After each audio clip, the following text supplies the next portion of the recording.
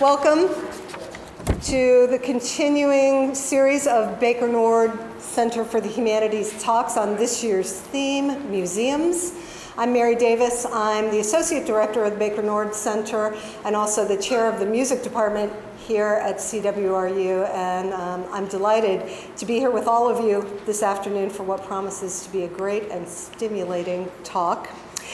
Before I get into a little introduction for today's speaker, I'd like to take care of a couple of housekeeping issues. Tedious, I know, but necessary. First of all, could you please silence any cell phones or pagers that you might have that might go off during this talk? Thank you. And secondly, may I draw your attention to the next talk in our series, which will be next week on March 5th. Kathy Coakley-Berry and Dennis Berry will be here to speak on the topic, New Museums, New Ideas. That'll be at 6 p.m. in this room. The Berrys, as some of you may know, have been responsible for some rather unusual museums, including the Spy Museum in Washington, D.C., and now they're at work on a mob museum in Las Vegas. So that should be a lively talk. I'd also like to just let you know that there will be a reception following today's talk down in room 206, which is just down the stairway and immediately below this. There will be books for sale. Professor Conn will be signing books down in room 206. The books are for sale immediately outside the door, though, so please grab one, buy one, bring it down, get it signed, and have a drink on us. Now, if I could turn to today's speaker, Stephen Conn is professor in the history department at The Ohio State University, where he serves as director of the Public History Initiative. He founded this initiative in 2004. His work focuses on 19th and 20th century cultural and intellectual life, and in particular explores the ways in which ideas are given physical form, whether in architecture, painting, objects, landscape, or urban environments. He's the author of numerous books, so many, in fact, that it makes me very jealous, including the following: Metropolitan Philadelphia, Living in the Presence of the Past, which was published in 2006, History's Shadow, Native Americans and Historical Consciousness in the 19th Century, published in 2004, and Museums and Intellectual Life, 1876 to 1926, which was published in 1998, went into paperback edition, and is soon to appear in Chinese translation. Professor Conn is also the editor with Max Page of the book Building the Nation, Americans Write About Their Architecture, Their Cities, and Their Landscape.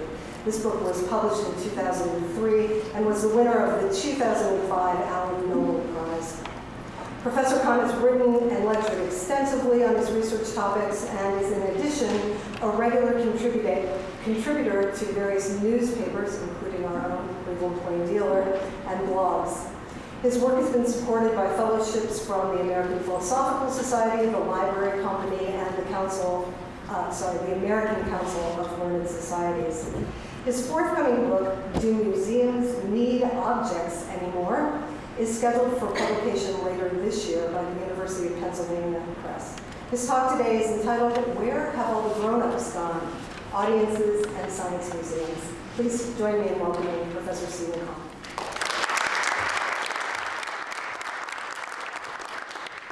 Thank you very much for that introduction, Mary, and thank you all for being here. It's a real treat to be part of the Baker Nord's series on museums this year. It's a wonderful excuse to come back to this campus and to this city and to be in this extraordinary lecture hall. I'm actually not sure my talk will do justice to this room. This is a great place to have an event. You know, people have always said to me, they said to me ever since I moved out to Ohio State, you want to come to Cleveland in February. And so now I realize, yeah, absolutely, Cleveland in February. This is terrific. The talk I want to do for you today, it comes from this forthcoming book that Mary mentioned, Do Museums Need Objects Anymore? And I want to talk about science museums this afternoon. If you are at all familiar, and many of you may be, with the scholarship and the literature on museum history, what you notice is that the vast, vast bulk of it is written about art museums and in a corollary about museums of anthropology or collections of non-Western material artifacts and whatnot, and the debates that that has generated.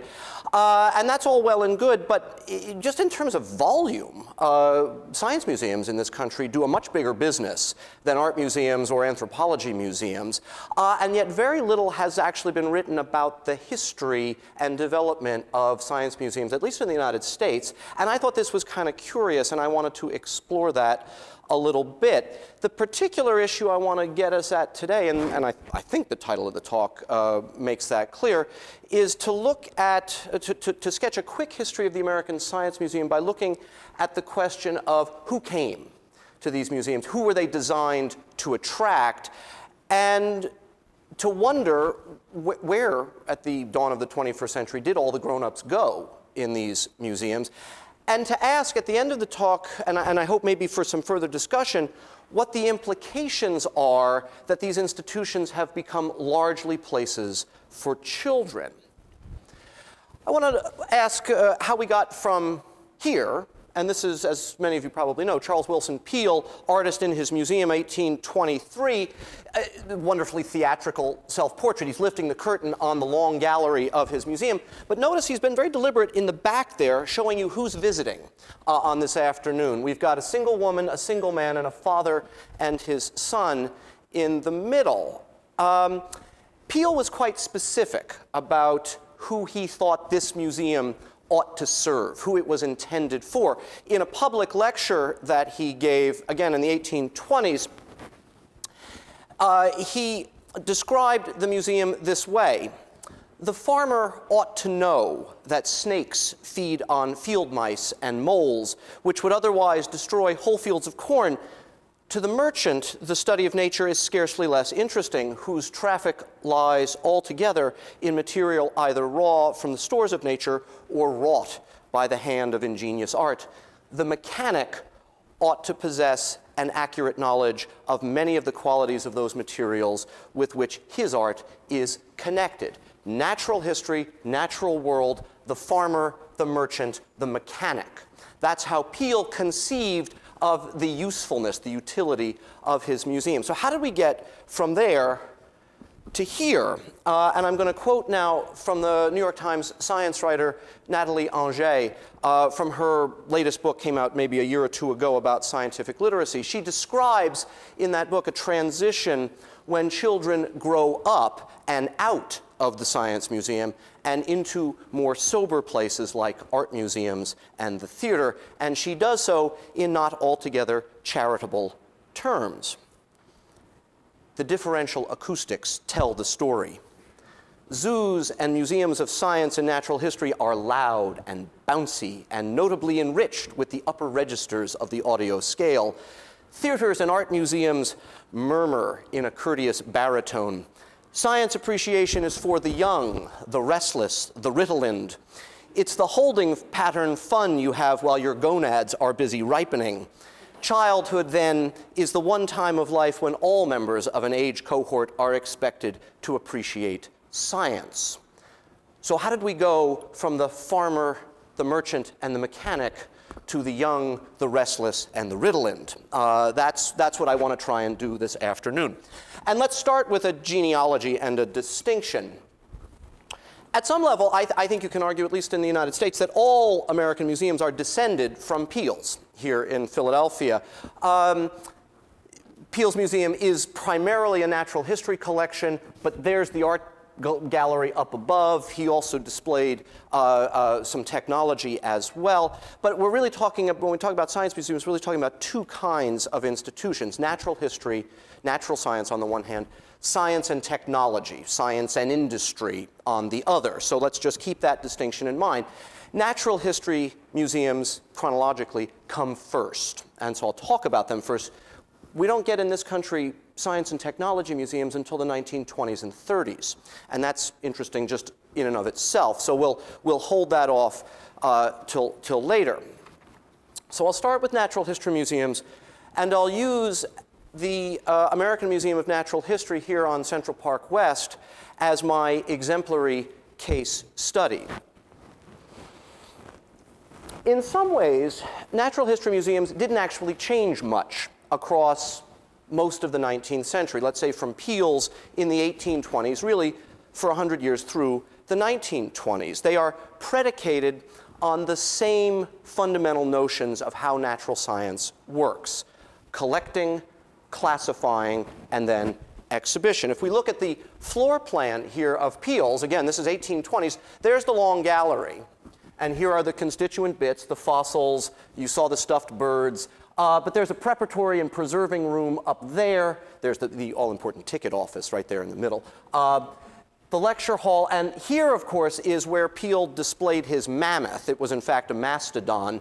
But just as natural history museums sort of foreground their dinosaur collections, because that's what packs them in, this was the spectacular fossil exhibit of the 1820s. And at some level, that's essentially what natural history museums continued to do: collect, classify, arrange, and display. At the 1874 ceremony where the cornerstone of the American Museum was laid, the Smithsonian's Joseph Henry, up from Washington, told the gathered crowd, "This is to be a temple of nature in which the productions of the inorganic and the organic world are to be collected, classified, and properly exhibited." Really, the only difference, I think, between, let's say, Peale's in the 1820s and the American Museum in the last quarter of the 19th century are differences of scale, size, and specialization. Peale's groupings are relatively broad. As natural history museums develop, they become increasingly specialized: a botany department, an ornithology department, paleontology, broken up into those more specific genera. But the principle, I think, is the same. And certainly the way in which audiences were supposed to interact with these museums remained the same, predicated on what American Museum president Henry Fairfield Osborn called naked eye science. Science you could do with the naked eye. Because all of that collecting, the classifying, and the displaying is a visual endeavor. We're going to look, we're going to study, and that's what museum visitors are expected to do. The institutional results are the glass cases. Here's the natural history collections at the Pitt Rivers in Oxford, and you see them all, right? Glass case after glass case. Or one of my personally favorite examples, here's the Wagner Free Institute of Science in Philadelphia from the 1890s. Hasn't changed a bit in 110 years. There they all are, right? And each of these glass cases stuffed with hundreds, thousands of specimens, and you're supposed to look at them all. That's what you're supposed to do. And you're supposed to look at them all more or less in a proper order, because if you move through these galleries correctly, you'll get the story. You'll get the narrative, the progressive evolution from oldest to most recent, from simplest to most complex, from the fossil clamshells to us. That's what this narrative display is supposed to do. By the 1920s and 1930s, however, this way of presenting natural history in the public museum was losing its hold. People were becoming increasingly cranky about it, grouchy about it.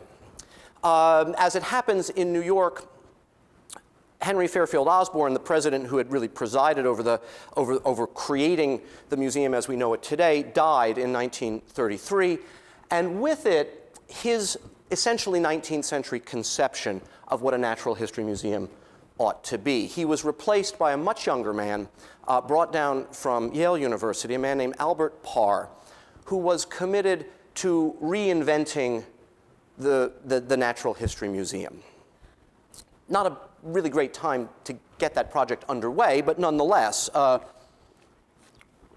that was his goal.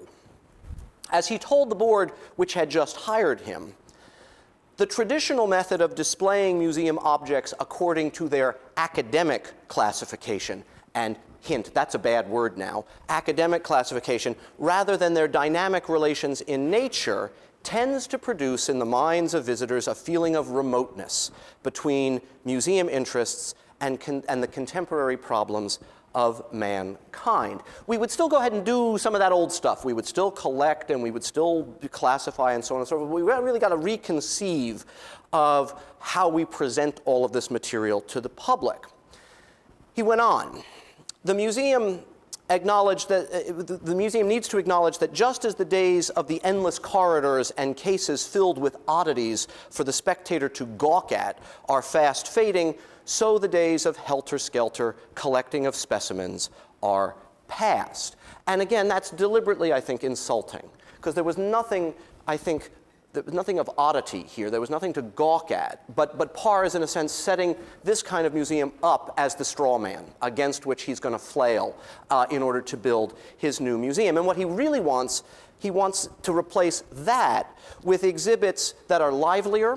He wants to replace an older ideal of timelessness, of a kind of fixed order in the natural world, with exhibits that are precisely timely, that are relevant to the man on the street today. As he says, we need to build exhibits to bring man and nature together. And here's one of the very first exhibits that Parr put up in New York. The rotation of farm crops in Dutchess County, New York. Now, that doesn't necessarily thrill me, but the point here is that it's locally focused. It's just up the Hudson from where we are on the west side. It's about that relationship between man and nature, and it doesn't revolve around putting on display 14 different varieties of wheat. It's about the way in which agriculture affects us and how local agriculture is related to our world, et cetera, et cetera. That's the kind of exhibit that Parr endeavored to build in the mid-20th century. Now, in shifting the museum this way, Parr was also laying down a gauntlet and putting a much more deliberate and primary focus on education rather than on scientific research. And that's, I think, quite different, because those older museums in the 19th century, those natural history museums, are conceived of as places of scientific research, where we really do go to understand what the natural world is all about. Now, Parr wants to put research in the background. What we need, he writes in an annual report, is quite simply a policy that will secure for us the necessary talent for our other purposes. In other words, he wants scientists who are going to educate rather than scientists who are going to research. That any wisely defined policy will also result in research being carried on the side is gratifying.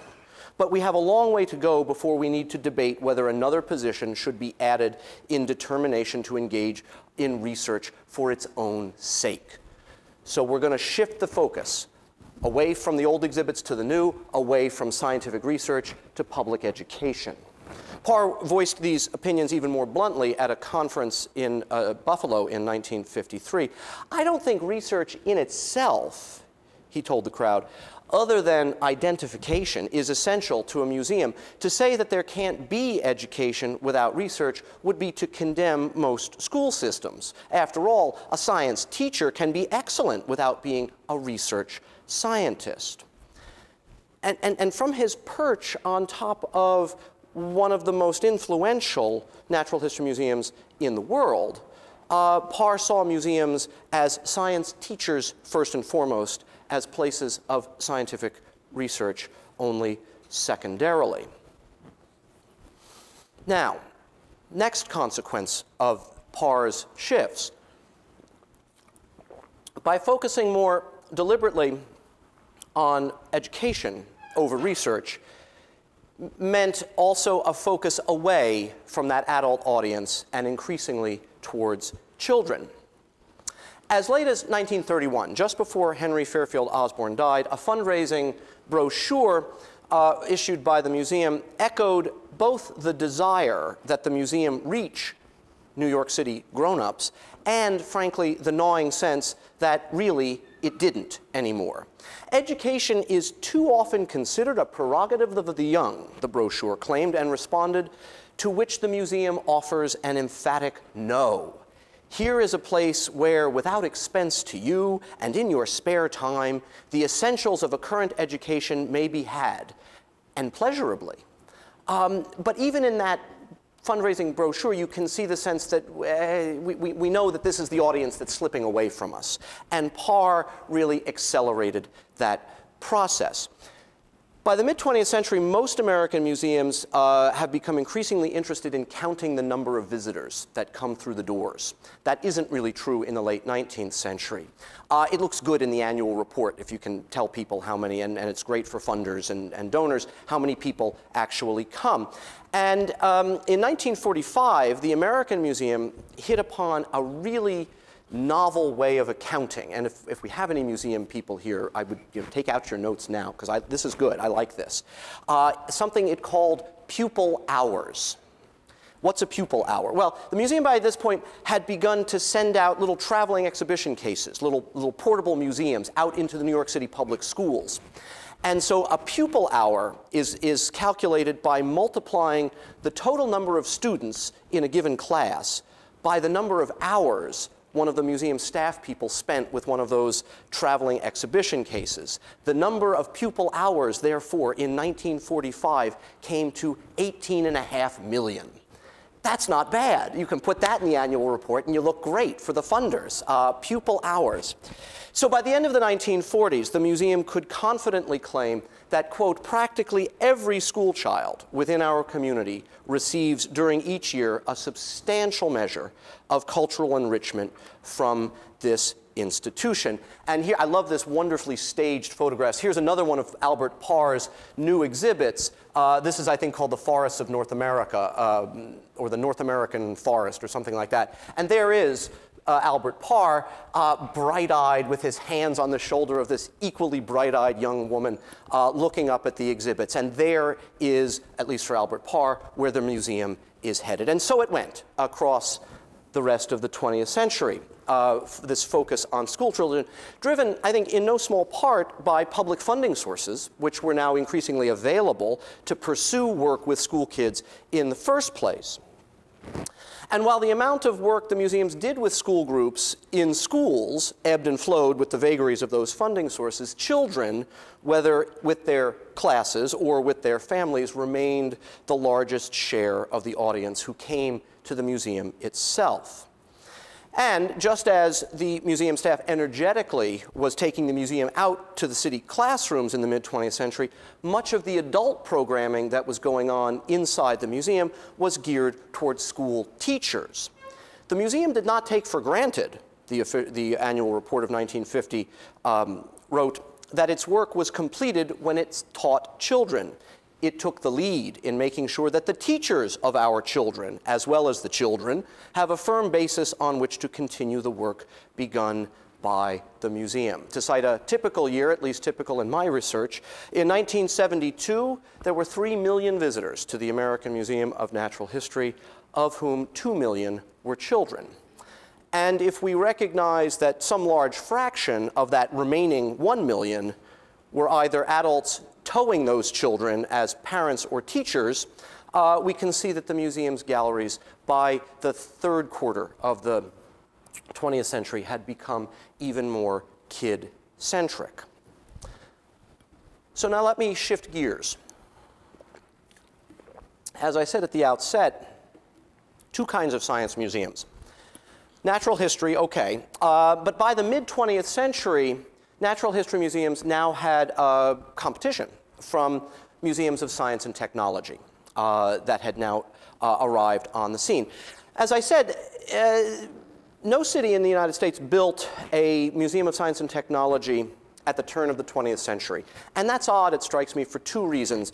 One of which is to think about all those other museums that got built, including the one just down the street here, art museums, natural history museums, and no place built a science and technology museum. Odd as well because of Americans' love of, faith in technological progress. I mean, Americans flocked by their tens of millions to the world's fairs to see technology on display. This is Philadelphia, 1876. That's actually President Grant cutting the ribbon on the big twin coreless engines, 1876, 1885, 1893, and on it goes.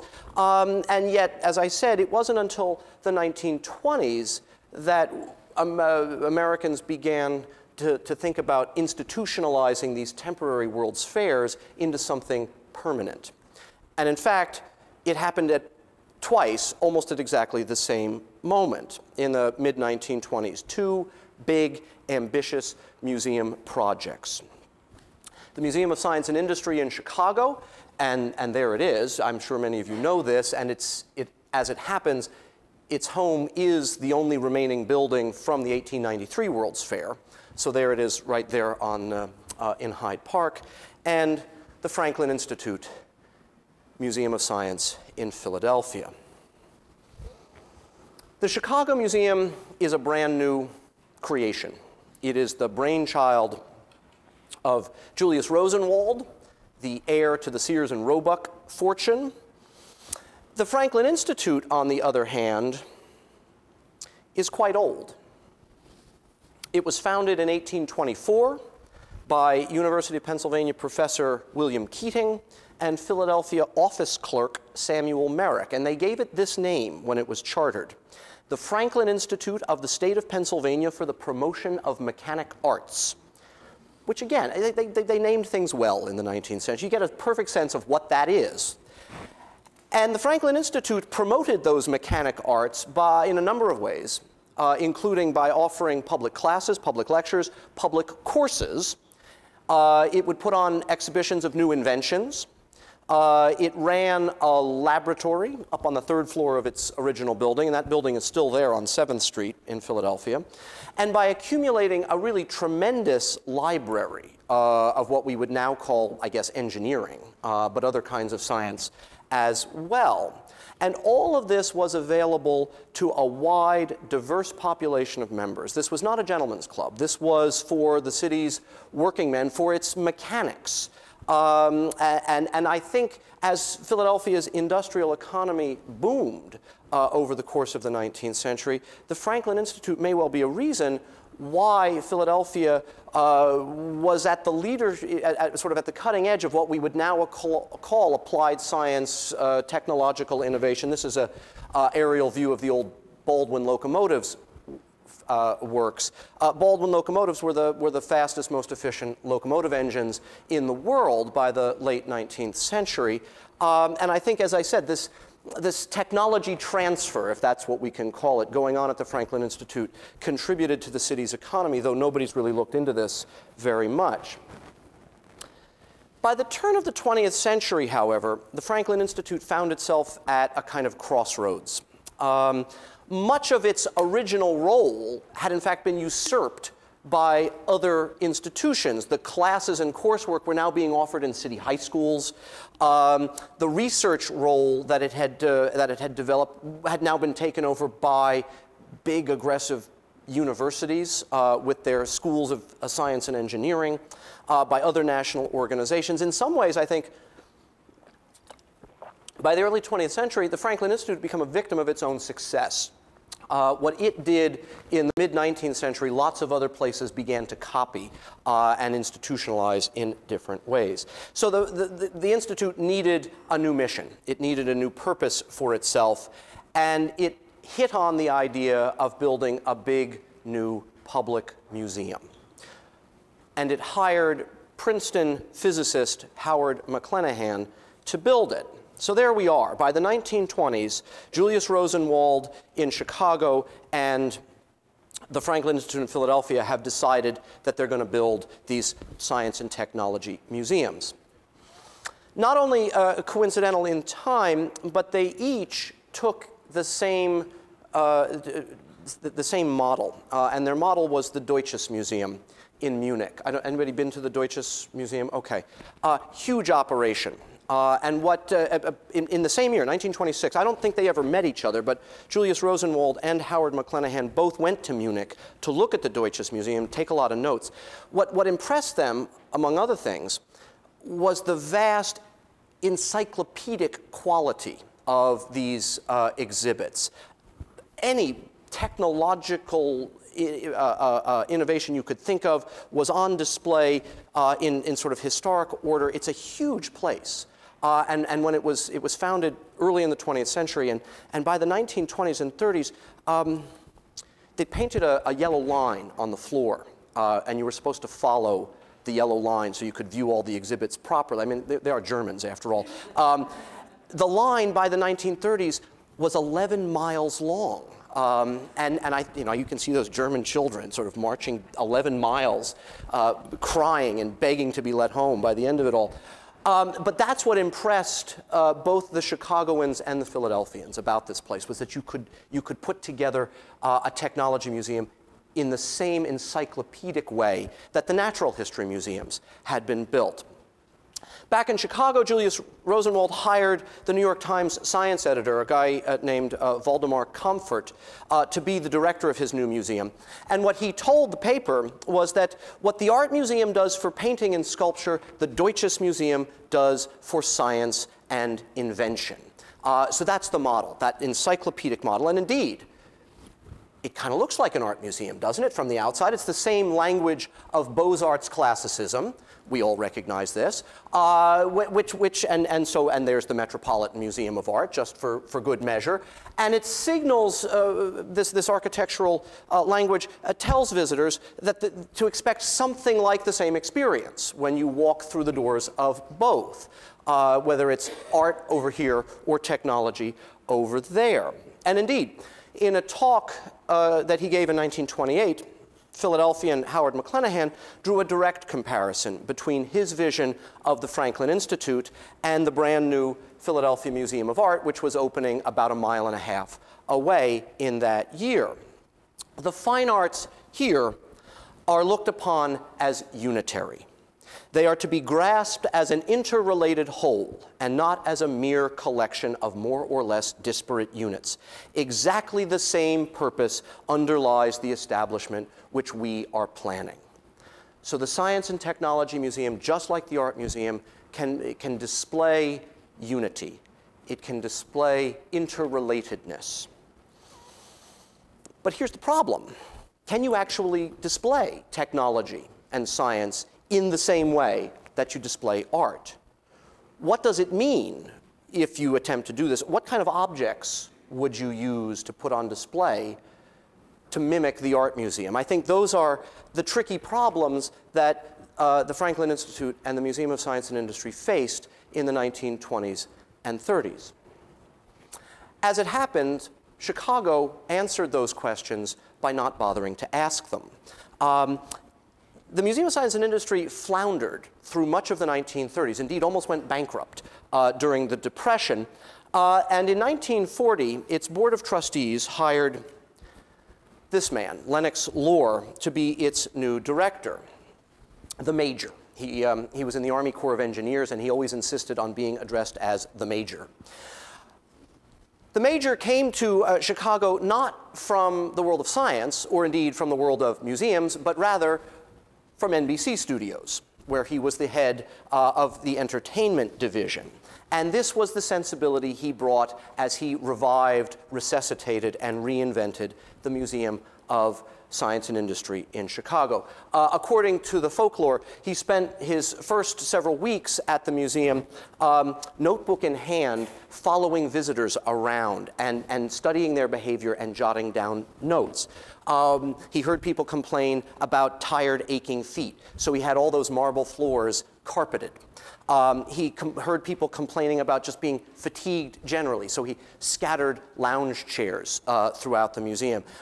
He noticed that people were always leaving to go someplace else for lunch, so he installed a cafeteria and a picnic room so that people could come, get hungry, eat, and then continue at the museum. But the first of what were called his startling innovations came when he noticed how many men were huddled outside the museum smoking. And immediately, the Major, and I'm quoting here, took down the no smoking signs and placed capacious ashtrays at convenient spots. So now you can light up at the Museum of Science and Industry, and everybody feels better. Again, if anybody here from the museum world, that might be, you want to take a note there as well. Startling innovation. So what Lennox Lore really begins to do is to reconceive of what the museum experience is by looking at how visitors are interacting with it. When the Cleveland Museum here opened in 1916, visitors were an afterthought. The art was what was considered primary. Now, in a sense, the visitors are first and foremost of concern for the people who run the museum in Chicago. When they went over to Munich, maybe the thing that impressed people like Rosenwald and McClanahan most about the Deutsches Museum was the way in which the museum encouraged people to engage with the exhibits. As McClanahan told Franklin Institute members, in the old type of museum, the object most frequently seen was the "Please do not touch" sign. That sign in the modern Science Museum is almost as rare as some of the exhibits. The visitor is expected, even urged, to handle, to operate the exhibits, and just so far as it is possible to do so, every exhibit is to be made active, be made to run. This is one of the early exhibits in Chicago. This is what grabs people's attention about the new science and technology. It's what we would now call interactive. Please touch, rather than please do not touch. And just as this impressed the people who built these museums, it certainly impressed the people who came to visit. As one reporter in Philadelphia put it, the Franklin Institute is one of the foremost scientific institutions in the world, yet whole sections of it are deliberately set up so that they resemble penny arcades, and the forbidding "please do not touch" signs, there it is again, typical of museums, are replaced by invitations to touch, feel, and try. Reporter in Chicago, echoing almost identically, you push the buttons and turn the cranks and things happen. And the first thing you know, you have learned something. Walking through the Museum of Science and Industry, hundreds of shows lure you with the persuasiveness of sideshow barkers. So those who built these new museums transformed what a museum could be and how visitors could engage with it. Not everybody was altogether impressed or thrilled about this development. Back in New York, an increasingly cranky Albert Parr at the American Museum of Natural History wrote in a somewhat grouchy essay, "Audience participation has been the catchword of museum educators for a good many years.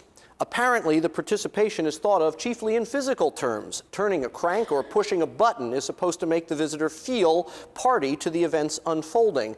It seems high time to reestablish that man has brains, if he would only use them, and that thinking is doing something too. A museum," he concluded, "is not a gymnasium, not even for finger exercises with push buttons." He may well be right. This may not really provide much of a scientific education, but he certainly tilted at the windmills, because by the mid-20th century, these kinds of exhibits prove hugely popular. They create an enormous audience in both Chicago and in Philadelphia, and all the museums that would then copy that model, and that sprung up in every major city, Boston, San Francisco, Denver, and so on and so forth. Now let me come back for a moment to those two reporters, one in Philadelphia, one in Chicago, and notice that both of the writers used carnival metaphors to describe the experience of being in these museums. Sideshow barkers, penny arcades, multi-ring circus. And this points as well to another fundamental difference between the old natural history museums and the new science and technology ones. The former, as we've just discussed, reshaped themselves into institutions catering to children. The latter appealed to children from the very outset and saw children as their audience from the very beginning. This is clear from both stories from Chicago and in Philadelphia. Writer again, reporter in Philadelphia, you just push the buttons and the exhibits go into their song and dance. The kids are pop-eyed and enlightened. In Chicago, a reporter for the Trib, his tongue firmly planted in his cheek, recounted the adventures of one Mrs. Sussin a Chicago public school teacher, as she stalked, quote, hooky players, unquote, in a huge building on the shore of Lake Michigan. In a few hours, she nabbed 60 happy vagrants. Believe it or not, they were caught red-handed visiting a museum. And the implication here in these articles and others with similar tone was that the Science Museum had found that happy middle ground between education and entertainment, and that science museums were thus fun for kids, but also good for them as well. A writer for the Christian Science Monitor summed up the new Science Museum in a description of the Franklin Institute. If it's new, if it's got zip, get up and go, if it's something so vitally important to everyday living that everyone should know about it, then it's a subject worthy of prominent display in the Museum of the Franklin Institute of Philadelphia.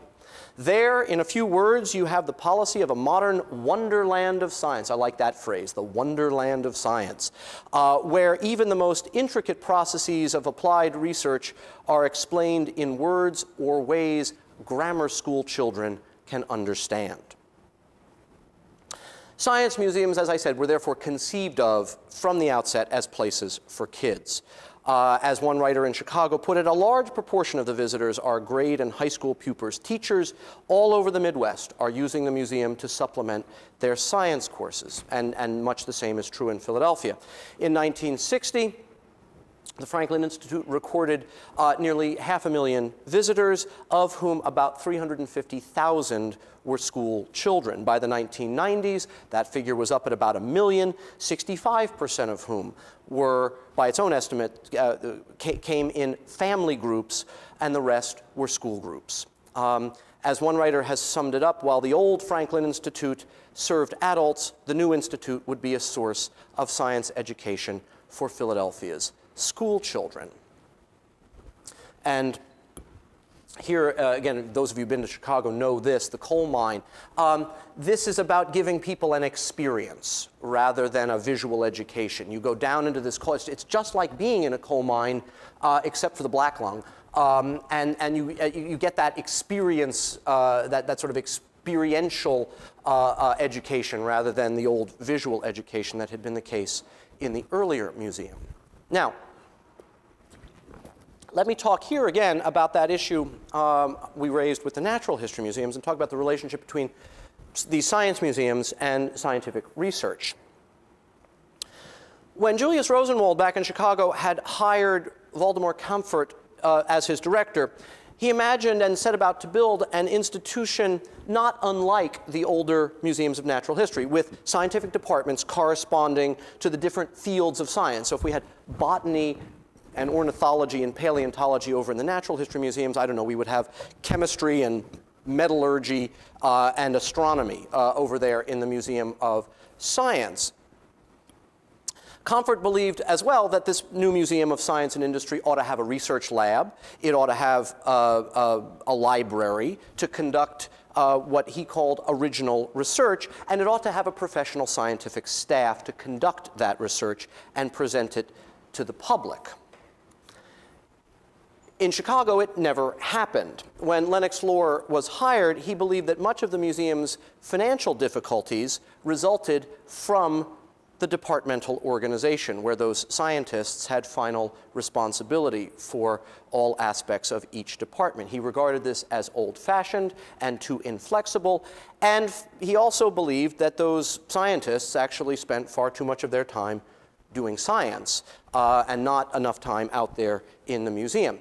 So he balanced his budget by sacking the scientific staff, including all those curators that I just mentioned. And in a crass, if entirely honest definition, Lohr saw the relationship between science and industry as simply, quote, to supply better goods cheaper.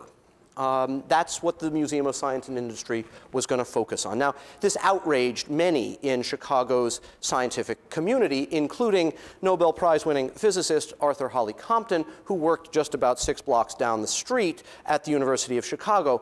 In response to Lohr's assessment of the role of science, Compton replied, and you can almost see him sputtering, Faraday, as he discovered the laws of electricity, which are basic to electrical engineering, was not concerned with making better things cheaper. A tragedy has occurred in the cultural life of our city. whatever. Nobody much cared. The scientists were out. And so, as I said, from the outset, the Museum of Science and Industry in Chicago focused on children as its primary audience and never engaged this question of the relationship between a museum and original research.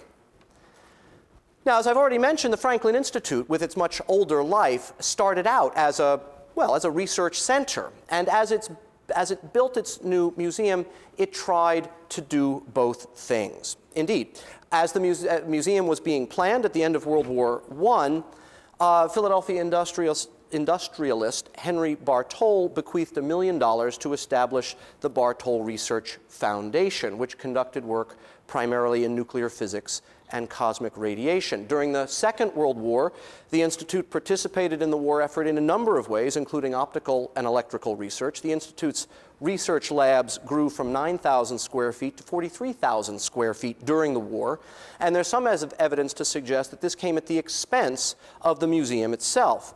As one historian has observed it, the neglect of the museum activities during the war years clearly revealed the fundamental position of research in the Institute's self-image. Research had always come first. The Institute continued to pursue scientific research vigorously after the Second World War in a number of different areas under the consolidated name of the Franklin Research Center. And by 1966, the Research Center had built into and moved into its own building right across the street from the museum. And if that museum spoke the language of Beaux-Arts neoclassicism, the research building was sleek modernism. And that was a nice point-counterpoint. There was the museum, you could go see the exhibits, and here was the cutting edge of science happening right across the street. In effect, the Institute grew to become one of a small number of private research centers competing for and surviving by contracts from the government or the private sector. By the 1970s, the Franklin Institute could boast of its research operations that it was one of the 10 largest not-for-profit contract research laboratories in the United States.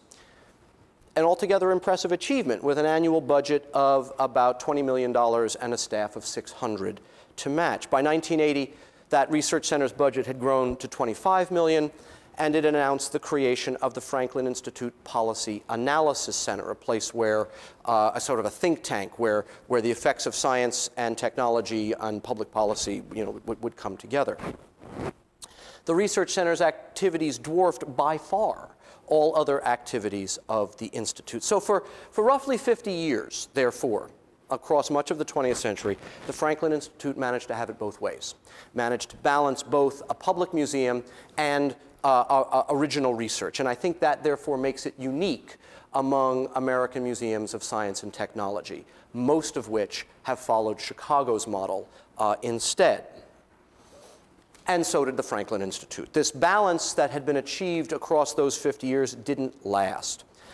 By 1989, the Franklin Institute board had committed itself to a museum expansion, and it did so by closing all of its research operations.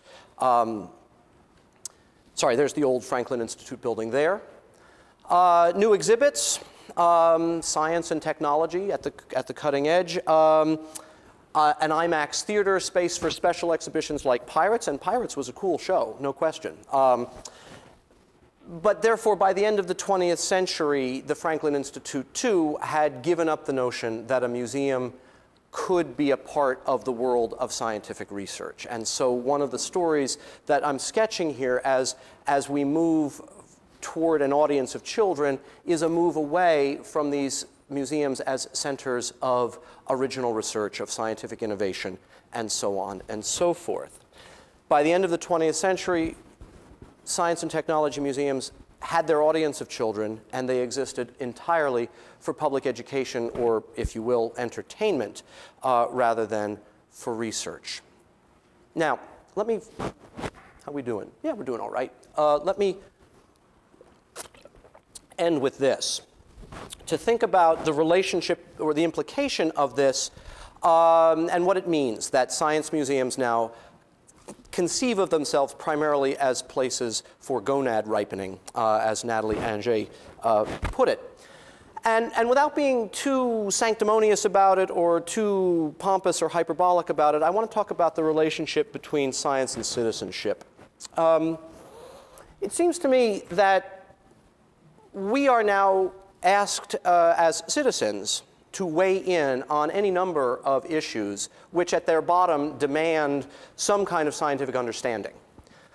Genetically modified crops, stem cell research, climate change, and I'll speak only personally, I don't actually have the faintest idea what genetically modified agriculture means. I don't have the science to understand the terms of this debate, and yet I will be asked in some way or another to make a choice.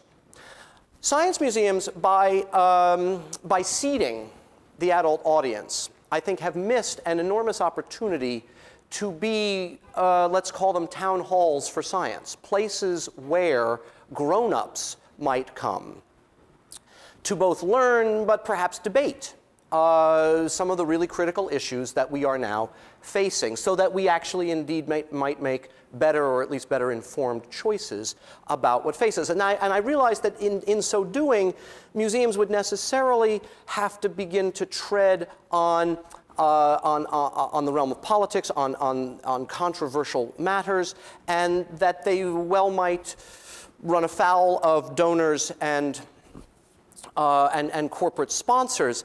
But I think in insisting that science should only be fun, science museums are in some ways shortchanging us all. This is from my last trip to the Museum of Science and Industry in Chicago. There's an exhibit there called Petroleum Planet, and it is sponsored by British Petroleum, which I think has a local headquarters somewhere in Chicago. And the gimmick here is nifty. You are a volume of crude oil, and you go through this exhibit and you are refined, and you come out the other end of it. Okay, and that's, again, it's bright, it's engaging, it's fun, but never is heard a discouraging word about oil spills or carbon emissions or peak oil or anything else. And I think that is, at some level, irresponsible. Or at least, at the very least, as I said, science museums missing an enormous opportunity to engage us, because where else are we as adults going to learn about science? We are, and this is Nathalie Angers' point, we are as a nation fundamentally scientifically illiterate. And that's really in some ways inexcusable. It's sort of funny. People all the time, you'll be at a cocktail party around a dinner table, and people will say, you know what, I'm terrible at math. I didn't understand any of that physics. You don't see people sort of bragging about the fact they can't read. But it's essentially, it is a form of illiteracy which, you know, at this moment in time really is, I think, quite distressing. And I'll end with this slide. I just happened to notice that earlier this year, or rather earlier in the fall, the Museum of Science in London decided to open itself up one evening a week, no kids allowed, only for adults. And here are some of these adults. God knows what they're actually doing there, but there's an interesting opportunity. We might discover that, in fact, adults would really crave the opportunity to engage with science without the kids bellowing, running around, and shrieking. Again, I love bellowing and shrieking kids, but I think there's an opportunity here for us to think about the relationship between science, museums, and citizenship. And I'll end there. Thank you very much for your indulgence.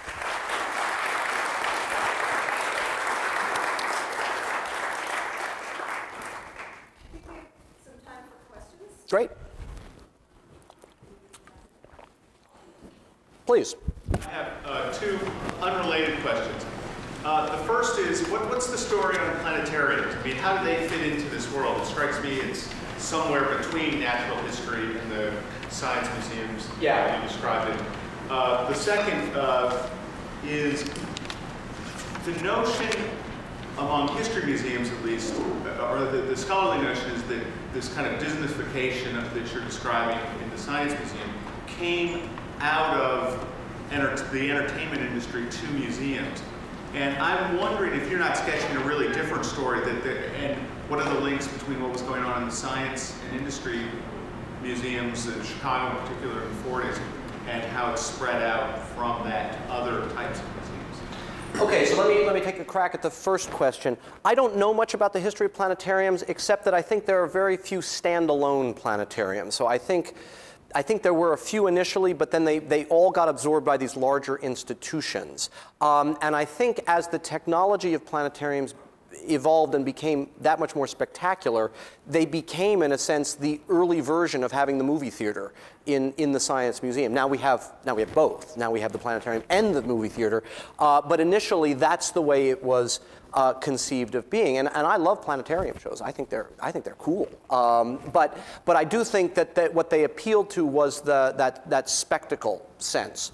Now, your other question about where is the influence of the kind of Disney model and so on and so forth, I think that, you know, if I were to go into this at a much more tedious depth, I think part of the problem here has to do with what kind of material are you actually going to exhibit at a technology museum? And how are you going to exhibit it? Okay, I want to do an exhibit on physics. So do I collect a lot of stuff that I don't know, that Isaac Newton put his hands on and put that there and call that physics? Do I put up a bunch of equations and call that physics? Or do I invent this gimmick where Foucault's pendulum swings back and forth and I can watch that in the museum? I think this, with art, it's easy.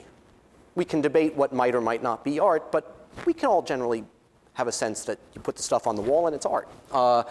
What constitutes the objects of display for science and technology is a much trickier, much slipperier business, which is also why when you go to these, especially in Chicago, there isn't really a coherent narrative like you get at a natural history museum or at an art museum. Over here, you're in a coal mine. Now you're in a German U-boat. Now you're in a United 707. Now we're going to go down the coal mine. You know, it's just a grab bag of what would be fun to display. And so as a visitor, you don't come out, I don't think, with any kind of coherent sense of what the world of science and technology is. And I think that's a very difficult thing to conceive of. Yeah? 50 years that the Franklin Institute had it both ways as a research center and a museum. Yeah. Was there any real working relationship between the research side and the museum side? That's a good question, and I don't have a good answer to that.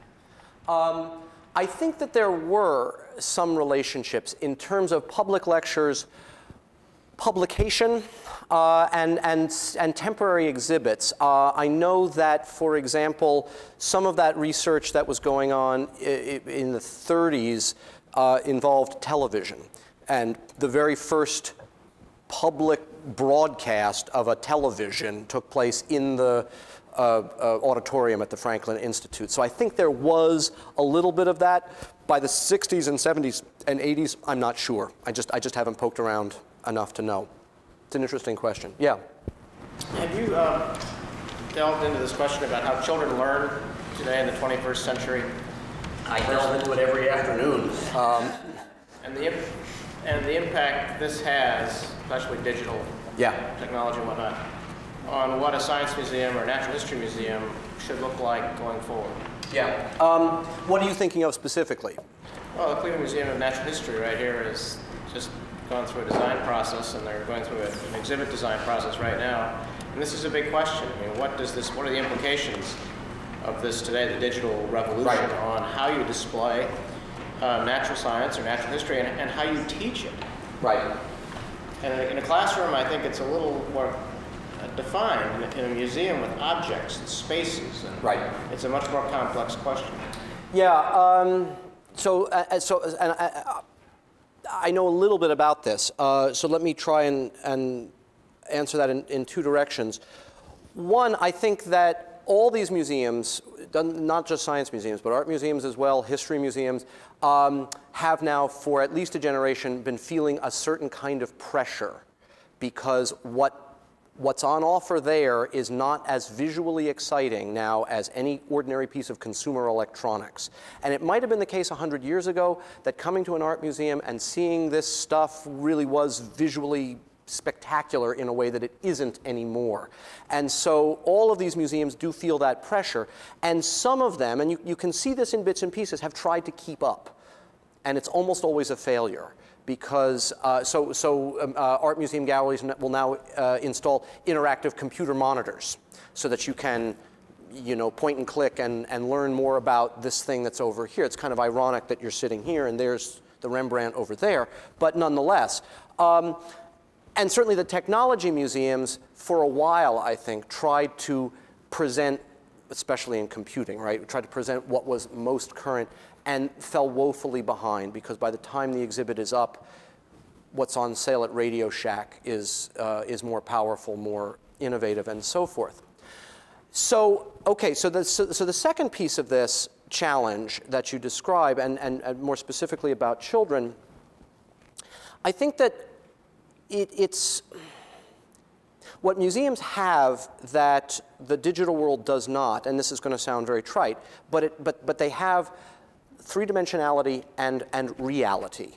And what we do seem to know about children's brains, let's say before adolescence, is that they do have a fairly difficult time distinguishing between the world of the fantasy and the world of the real. That abstract reasoning where you can really recognize that that's simply a representation. That's not a real thing. Those aren't real people. You see this with nursery school kids, right? They get terrified when their classmates dress up for Halloween because that used to be Mary, but now but now it's a monster, and it really is a monster for that 4-year-old. And so what becomes, what I think a number of people are worried about is the extent to which spending so much time in front of pixels is really messing up kids' ability to interact with the three-dimensional world. Again, particularly before adolescence, where that faculties of abstract reasoning really aren't very well developed. So I think that that's something that museums really ought to be playing on rather than making an excuse for. This stuff is real. Those fossils, that's real. What's on the screen, not real. Interesting representation, we can do something maybe with that, but keeping kids anchored in the three-dimensional real world, I think, is really important. But I'm a Luddite, so that's, as you can see by my luck with the computer technology, couldn't even get my slides to work. Yeah. Professor, follows up on that. You made a very interesting sort of allusion in the very beginning to naked eye science, and I'm wondering whether how you see the effect of a lot of the scientific changes being no longer things we're not looking at things with the naked eye. The really interesting stuff, especially for adults, is not naked eye science. Right. How has that been? Has that been a factor? Or? Yeah. Yeah. I think there are a couple of things. First, the world of professional science itself certainly moved well away from naked eye science. And it precisely became the world you couldn't see, and you can map that in all kinds of ways. The cellular, the genetic, the molecular, the atomic. I mean, that wonderful 19th century sense that you could understand the world by looking at it. You know, Heisenberg tells us actually you can't understand it. It's all uncertain. The more you look at it, the worse it gets. So that's certainly right, and I think that therefore so let's say by the early decades of the 20th century, the world of museum science and the world of university science go in very different directions. I didn't quote this here, but in his assessment of the Natural History Museum in New York, Albert Parr points out that if you're a serious scientist, you get a job at a university. What we've got, therefore, are second-raters who couldn't get jobs at universities, and that's why we should just give up that ghost altogether. Now, that's probably deeply offensive to a lot of people who are working at the American Museum. I would say, just by way of a postscript, though, that part of what's going on at the Natural History Museums, science has cycled back, at least part of it has, because now when we are thinking particularly about environmental science, and we want to know, for example, the impact of environmental change on populations of species, where are we going to get the information of what used to be there? It's sitting in the Natural History Museum. It's not in the laboratory. It's not under the slides necessarily. It's all of those dead stuffed birds sitting in a drawer somewhere. And so in an odd way, those collections of natural history specimens have become much more relevant than, let's say, they were in the mid-20th century. And so we may be circling back. I think it's also the case that a couple of fields, paleontology particularly, museum work remains pretty central. Now, having said all of that, and apologies, I think that for the ordinary visitor, however, naked eye science is still what we're after. I think that especially when we think about the relationship between human activity and the rest of the environment, having an appreciation of naked eye science, as Osborne called it, is probably a good thing. And I think that it's probably something that people are looking for. And I think, therefore, that is something that natural history museums can really develop and expand on. Yeah. Well, I've got actually two questions. Okay. Many questions, but one is whether you've considered the Smithsonian itself as not, because especially the National Museum of American History has in its history at certain times been conceived as a history of technology industry museum. Yeah. And it also has the Natural History Museum. And the other is just this general question of how do you arrange technology? You know, what do you do and put in a technology museum, and how do you arrange it? And I think there's a history there that maybe the field always was spotty, you know, what you leap from one interest point to another. But I know the Deutsches Museum, for example, the Conservatoire des Arts et Métiers, and I think also under Good at the Smithsonian, there was an interest in taxonomies of technology and how you arrange it, just as in the Natural History Museum, you want an evolution. And there's also a nationalistic focus. The stories that they're telling are not only evolutionary, but national. Yeah. Yeah, that's really good. The answer about the Smithsonian is, okay, full disclosure, it's a real pain to research at the Smithsonian. So their archives move all the time. So I've poked around a little bit in there, but it is its own peculiar beast. And what has interested me more are these patterns that develop in the major American cities in the late 19th and early 20th century: Chicago, New York, Philadelphia, Boston, San Francisco. So I have stayed away from the Smithsonian just as a personal, let's call it lazy, scholarly decision.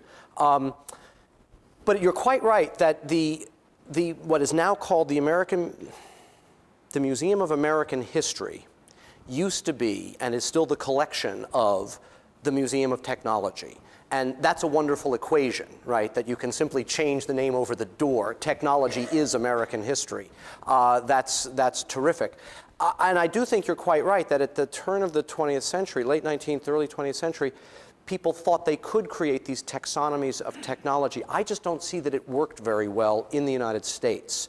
And in part, that may be because of the way technology develops. In part, it may be the way in which more and more technology is, by the 20s, and certainly later, is consumer technology. And so you can buy it. You don't need to see it necessarily. And so what are the taxonomies that are really going to hold up and work and be viable exhibits? What are the technologies that people are interested in seeing? I think that's why the Air and Space Museum is so popular, because you can't actually buy the big rockets. You have to go there to the museum to see them. So I just don't see that it worked. And I think that museums have struggled with that sense of taxonomic order for technology. Yeah. Yeah. It's maybe more of a comment than a question. I think that one of the interesting differences, or actually one of the interesting challenges of a science museum, in comparison to an art museum, for example, is that part of what a science museum has to do is show the process. Yep. And the process of science is by and large transparent. And unlike art, where you can stand in front of a painting and it has a kind of authorship. Right. Science, I think, in a way, doesn't have that singular voice. I mean, you can find inventors along the way who make significant contributions, but it's so unlike standing in front of a painting, where the painting is the point. And in science, I think that when it works, you get that sense of process and not object. Right. That's yeah, very well put. And I think therein is exactly the challenge. So what are we going to put on display here? Are we going to put the end result, or are we going to put the process? What is it that we want people to come away with? And I don't know that there's a right answer to that. I don't know that there's even a consensus now, because if you go to these museums, there's a little of both, and sometimes there's more of one than the other. And I think, yeah, it's just sort of an ongoing dilemma about how do you exhibit science? Because it is a process. It's a method. It's not an end product. That's very well put. And let's thank Professor Conn for this wonderful